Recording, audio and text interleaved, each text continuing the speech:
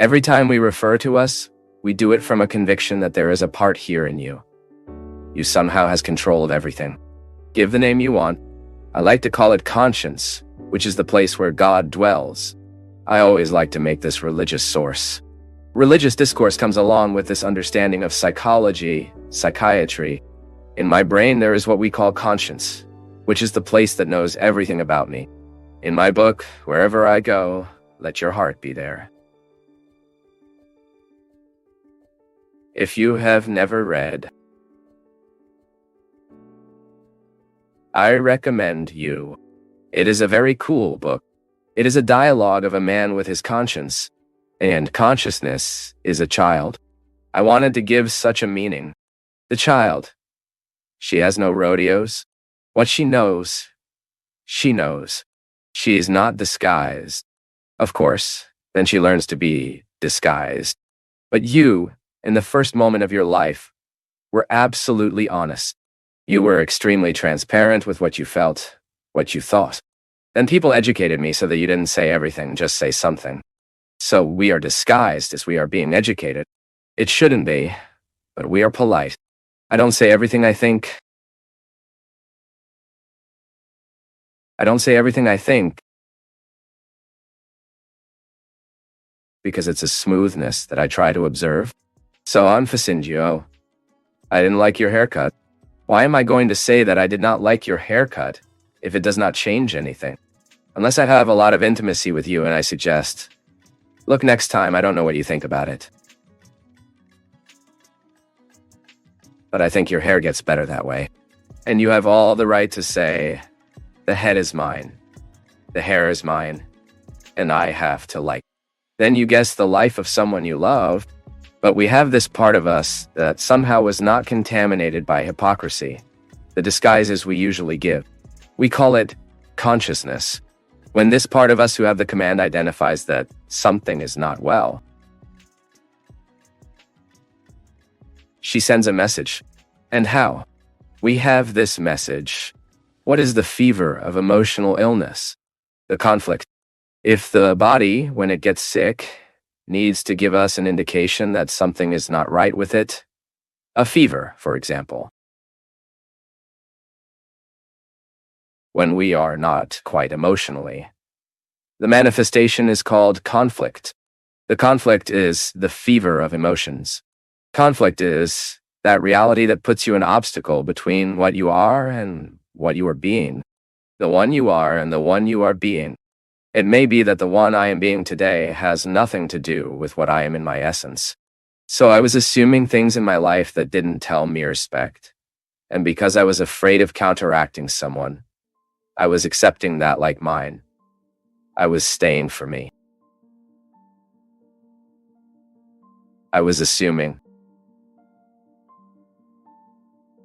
I didn't have the courage to say that it was not for me. That it had nothing to do with me. And suddenly that situation turned. He turned. And I stopped living well inside. And then I get conflicted. The fever of emotions or conflict. I get conflicted. I don't fall inside me. I don't know how to act. And the conflict, it establishes itself within us. Like a kind of thorn on the pillow. You know, as if you try to sleep in a bed whose pillow is lined with thorns. Every time you head your head, you feel the thorn. It's uncomfortable. I can't sleep. Sometimes that discomfort increases.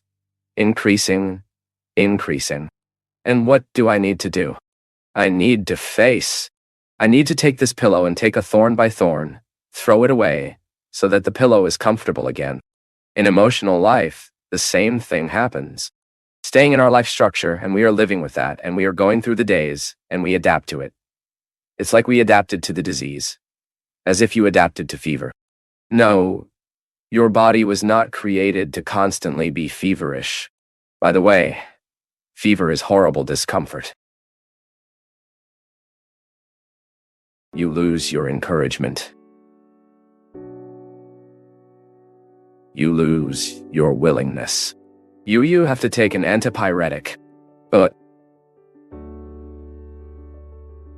what is the antipyretic for the conflict? What would be the portion that would have any action on this conflict? The confrontation. What is the confrontation? It is the capacity, the courage you have to put yourself in the face of what is being uncomfortable from the point of view of emotions to you. Why am I feeling this? Why am I so uncomfortable in me? And you try to identify it. It may be that you have assumed a lot that was not yours, that it was not for you, that it has nothing to do with you, and you were adapting. You may have extended that relationship that you know that has ended a long time ago. There is no respect. There is no love. There is no solidarity. There is only obligation. That relationship can be friendship. It can be dating. It can be marriage. It may be whatever. Every relationship needs to be purged. Our relationships, even the obligatory. You need to purge your relationship with your children every day. Or if it's not every day, because we'll be there eternally therapeuting everything. It would be ideal. But he may put you the rule of at least once a week think about the quality of your relationships. How are you taking the bonds you have below? And you identify the conflicts that exist in each relationship. Even that relationship that does not go through someone else, but that goes through a choice. The work you have, for example. A work is not a person, but it is a choice you made one day. And it may be that your body, your emotions are trying to show you that this work is a place of unhappiness to you. That you would be much happier and much better if you even won less. But we're working on something you accomplished. Okay, but then you can say to me, Father, and the stability I've achieved? You need to weigh this, even to be entitled to choose from instability, knowing that it can be imprisonment for you. But even choosing instability, even knowing that it hurts you, it needs to be a choice. This conflict needs to be remedied, needs to be heard. Okay, I come to the conclusion that I am unhappy in my work, but I get because of instability. But you then made the confrontation. You arrived at the answer. What is cruel is when you arrive, it doesn't reach an answer, but you wreck all the time on the huge waves of your discontent. I wouldn't be in a place, even if it gave me stability, being unhappy.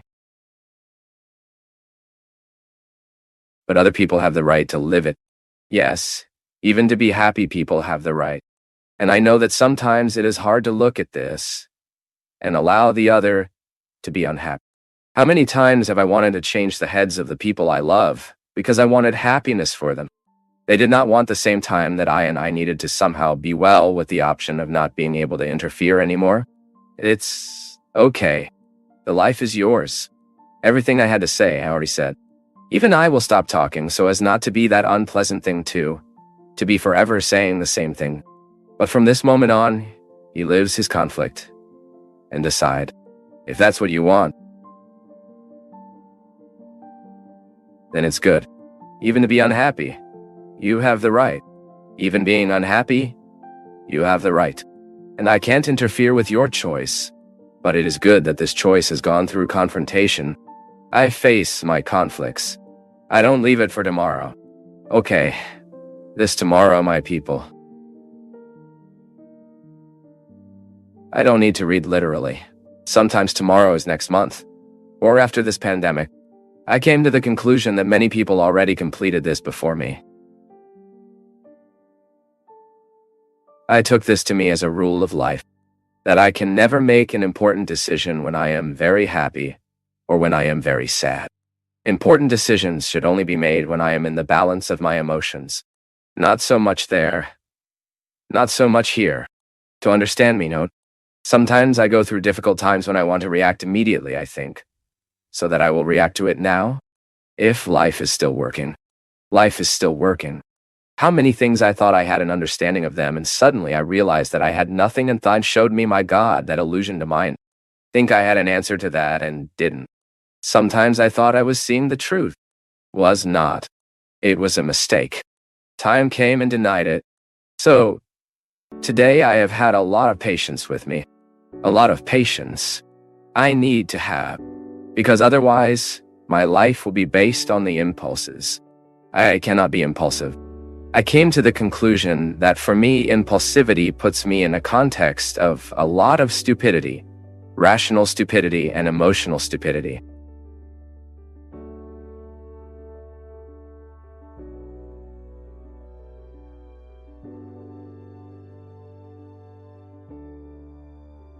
From all of us at Path of Faith, thank you for being part of today's discussion. We value your input, so please share your thoughts in the comments. Show your support with a like, spread the message by sharing, and subscribe to stay connected with us on our journey of faith.